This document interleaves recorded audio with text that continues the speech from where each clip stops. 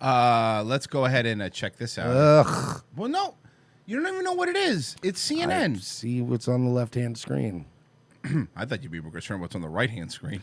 Oh, no, Snoop Dogg's all right. So this was, I think, CNN's and New Year's Eve show that they had. And here's what happened. I got to tell you something. I love when you come on my show and you bring some of the good herb with you. And He loves when he comes on the show and Snoop Dogg brings the good herb. Can I? You don't like good herb? Do you think there's like reflective, quiet times where Snoop Dogg's alone and he's sort of like unsatisfied with the box that he's built for him to live in? Like he's sort of stuck in this like place of he's just the weed guy. He's like the lowrider weed guy. Like like nobody respects him the way he probably wants to be respected on some level. Like there's got to be that I'm just the weed guy. Like I'm always going to be the fashizi my heezy. You know, like, you know what? I like when you bring the dope herb. I like that a lot, guy. Like he's got to like this. It's been fucking 30 years in this now. It's like the guy who plays fucking Hank in Breaking Bad can only play a cop. You know, you get pigeonholed into doing one thing, and that's all you are. I get it, but he could play DEA guys forever or whatever. But it's still different than no. It's not even like Hank. This guy's like a modern day Huggy Bear. Like he's literally that's all he could be. They're like, well, he played Huggy Bear in Starsky and Hutch, the movie. God, that's you really right. did. But he's basically like a modern Antonio Fargas. Like it's the same. He's like a, you know who he is? He's like a Black Chong. Yeah. Like Cheech reinvented himself. Cheech did the terrible, what was that golf movie with Kevin Costner? Tin Cup. Tin Cup. Did Tin Cup. He did that terrible show with Don Johnson that ran for Nash Bridges. He did that for like, but like Cheech ended up doing like shit without Chong, that's just so that he could show like, hey, I'm just more than just a bong and a pair of suspenders. Like I want to do something else. But like this guy, he's like Chong. It's like Chong's still doing Chong's like 70 and he's like, hey, weed, man. You're like, dude, you're like my grandfather's age. Like, it's embarrassing. I got to tell you something. I love when you come on my show and you bring some of the good herb with you. And I want to play a game with you. Okay, I'm sorry. I need you to look at Snoop's face because I know it's hard to get past what he's saying. Look at Snoop's face when he hears the good herb. And there's about a 1 second delay, obviously, between the talk. Watch Snoop's face. I'm on my show, and you bring some of the good herb with you.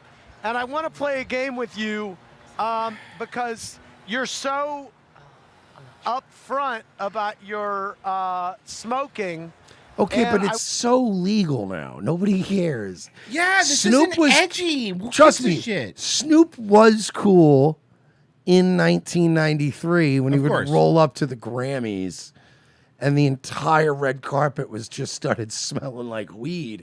Because there was something to be said about the certain kind of like swagger it took for like a rapper to be like, yeah, we're going to the Grammys, roll up with 50 of his boys and just have weed smoke pouring out of the car and be like, what's up? Like there was something cool about that because you're like, wow, this dude don't give a fuck. But once the first, the second, and the third time it happened and the fourth time it happened, even before weed became legal, it still became very commonplace in the circle of like Hollywood and the Grammys and stuff. So after the first few times Snoop did that, the gimmick wears off. Like how many times is they gonna go, bro, Snoop smoked a whole blunt. Like he didn't even give a fuck, bro. Dude, when we did Road Rage Tampa, everyone was smoking pot openly all over the place. Like everywhere we went, were people not just going, here's cool, and you're like, yeah, it's fine. And we would just walk down. Everyone was smoking weed. Nobody cares anymore. It's not cool. I want to play a game with you called Have You Gotten High There? Okay, I'm going to run through various locations. Literal, Mike, I want you to look so people don't think I'm lying. Literal douche chills. I got literal douche chills. Oh my God, I am tingling. Oh my God, that was so bad. Imagine instead of Snoop that this was Patrice O'Neal that was there at this event. Imagine. Like, I'm trying to just close my eyes and picture Patrice being there instead, and watching his mood sour. Like, remember when Patrice would like furrow his brow and be like, yeah, and you could just tell he was activating his weapon system. Like, I was like, God, I wish Patrice was still alive and being like, first of all, what is this little midget Jewish guy coming at me asking me about smoking weed? Like, dude, it's so. This whole thing is so forced. Remember, dude, when I was up there for Christmas, I was talking to my family about how at this point I would even take Ryan Seacrest back. And of course, my family's like, yeah, but you hate Ryan Seacrest. I'm like, yeah, but at least he was just an empty suit. Right. That was there to sell products and introduce the next musical act. Now they're getting these like slimy media types to come in and do it, and they don't have a like Ryan Seacrest doesn't have a personality either, but Ryan Seacrest's entire personality is being able to fake having a personality, so he can at least fake it. Here's what it is. You're right. Ryan Seacrest doesn't have a personality. He doesn't have an agenda. He's nothing. But like Zach brought this up, it's a really good point. These are the same people on the left that are telling us to bomb Iran. Like, these are the same people that are telling you that you are not a good person. And not only the bomb Iran thing, but there's this, because of the agenda they have, these guys are always so desperate to be cool and be down with the kids. So they're trying to be cool with, like, Snoop Dogg. Kids still say herb, right? And just 60-year-old black man. It's 2003, that, by the way, correct? looks like your grandfather at this point. Yeah. But it's and by the way, I guarantee if you went to most young black men right now that are into hip hop and you went, yeah, Snoop Dogg, they'd be like, man, you're from Soul Plane. They wouldn't even know about his music career, you know. But like, you're right. They'd be saying like, oh, he was the pilot of this Soul Plane. Yeah, I remember that with Kevin Hart. He did that song. Did he do a song with Migos? I don't. You know Kodak Black. So he's like, but they have this agenda, so they're always trying to like be like, we're down with the Brizown or whatever they're doing. Don't say that. Even joking, I can't. Please, that's never. What they're trying to do. I get it, and I know I get your that's point. What they're trying to but do. If you ever said to me again, I'll down leave with the the show. Brizown. Stop. So, but the whole thing is like they have an agenda or whatever. No. But because of that, they're trying to attach themselves to things like Snoop Dogg and be cool. The reason why I would take Ryan Seacrest back is because Ryan Seacrest never tried to be cool. He never like. Look, to Seacrest's credit, I know he's a generic asshole and most people hate him, but nobody in this generation is more of a broadcasting pro than Ryan Seacrest. He puts his tux on, he shows up, give me the notes. All right, we're ready to go. Let's do it. 3, 2, 1. And he does sells whatever product they tell him, introduces whatever next musical act is, but he doesn't try to outdo the fucking show. He doesn't try to be the star of it. It's not like it's the same way with like Dick Clark, and there's plenty of other guys that would go, just give me the notes, I'll go out there, I'll do my job. And professional host. Yeah, professional host. So it wasn't like, yeah, I'm gonna drink too and smoke weed. Am I right, Snoop Dogg? Like Ryan Seacrest would be the first one to be like, never touch the stuff. Like, and you go, God damn, that's nerdy, but you know what? That's kind of what I miss about my Dick Clark types. Yeah. They'd be like, never touch the stuff. Sorry.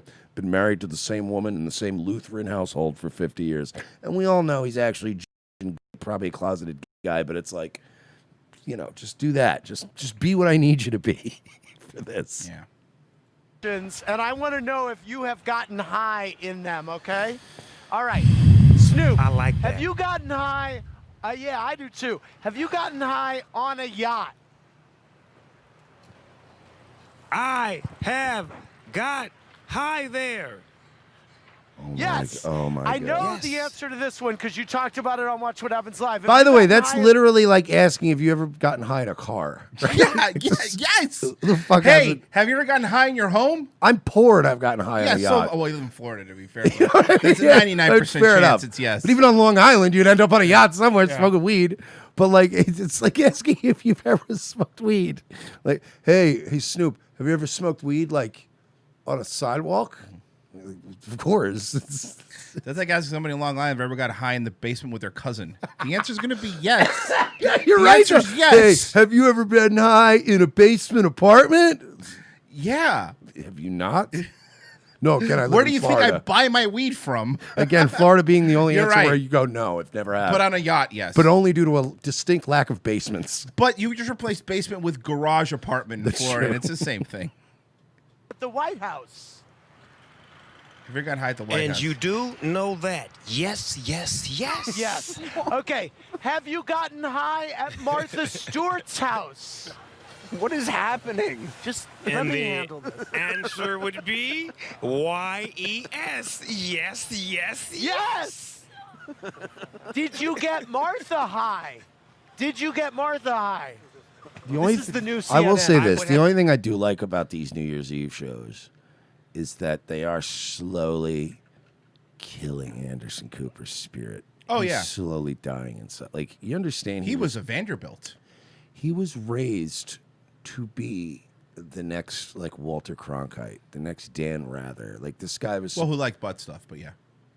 Well, jury's still out on some of those guys, too. Look, you don't get to be a news anchor for 30 years in the golden age of television and then them not have files on you. I'm sure the boys had something going on. Fair enough. But, like... Fair enough. This dude fucking wanted to be, he was going to be the voice of America. He was going to be a fucking Tom Brokaw type.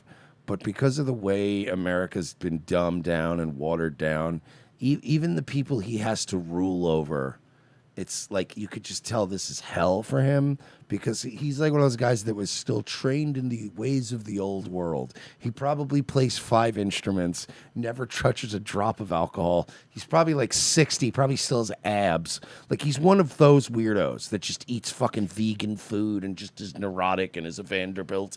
And it's like, no, now you got to hang out with Andy Cohen and Snoop Dogg on a shitty telecast that nobody's watching. Nobody watched it. Because everybody's too busy watching on D Live. You know what I mean? Like you're losing your grip on imagine like you finally get to take over as like one of the people who's like going to rule over the world, but now everybody's just so fat and trashy that you're like, you know what? I don't want it. It's like when they tried to give Naaman his fucking heroin back on the wire and he's like, I don't want it. I don't want it. And he just ran away. I have to say, if secondhand smoke counts, yes, yes, yes. Okay. Okay, Snoop, have you gotten high at a bar mitzvah? No, man, I don't fuck with those people. What if that hey, man, no comment. I don't fuck with those people, man. Like, I don't really want to talk about that, all right? You hear me? You know, it'd be really funny. It would be like, you could be like, okay, Snoop, I've got one. Did you ever smoke weed in that car that you and your bodyguard murdered that guy in? Huh? Yes. It's like, hell yeah. I mean, allegedly. Allegedly. Nah, he'd be like, no, double jeopardy, dog.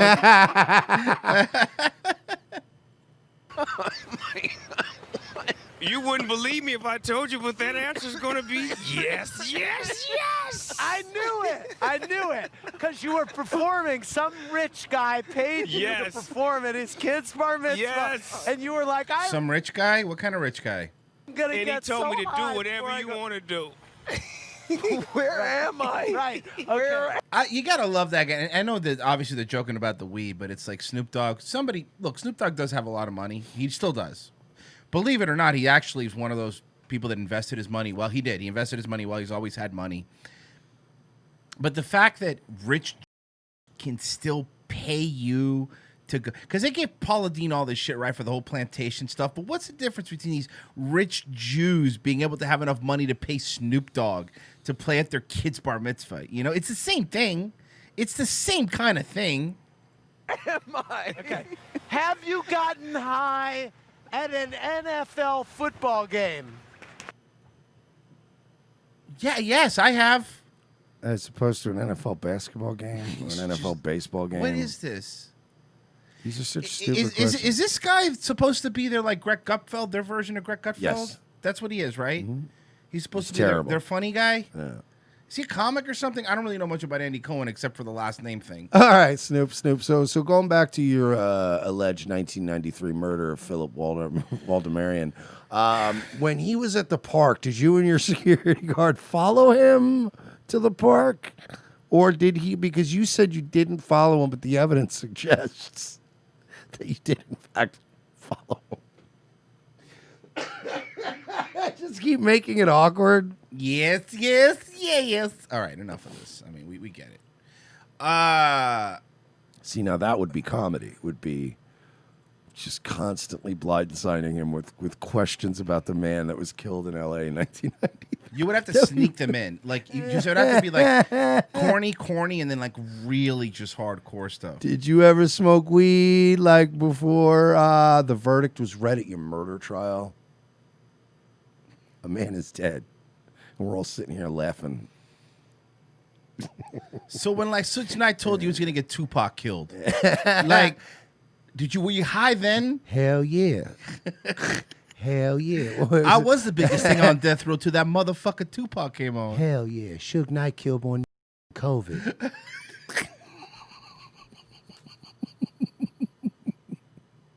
All high and shit. You're like, what are you doing?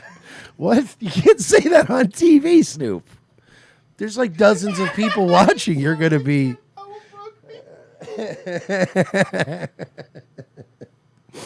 Oh, fuck.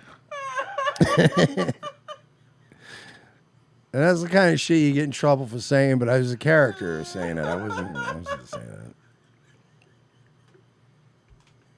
See, it goes Clinton's, then Suge Knight, and then COVID. Oh, fuck. That was really funny, man. Yeah, shit. Holy shit. God damn. Oh, fuck.